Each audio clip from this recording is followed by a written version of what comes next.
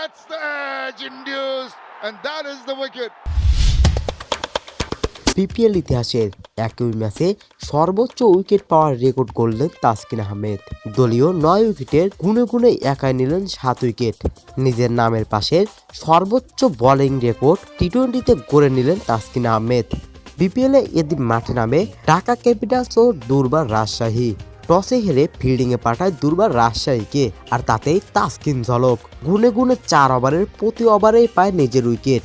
তবে লাস্ট ওভারে over hat trick করে নামের পাশে বসিয়ে নেয় এক ম্যাচে 7 উইকেটের তকমা, যা এর আগে বিপিএলে কেউ করতে পারেনি। এমনকি শুধু বিপিএলে নয়, বাংলাদেশের জাতীয় দলের কোনো ক্রিকেটারের নামের পাশে নেই এমন রেকর্ড। মুগ্ধতা পায় পুরো গ্যালারির সকল দর্শকের হাততালিতে। তাকে সম্মান দেখায় বিপরীত দলের ক্রিকেটার থেকে শুরু করে বিপরীত দলের দর্শকেরাও।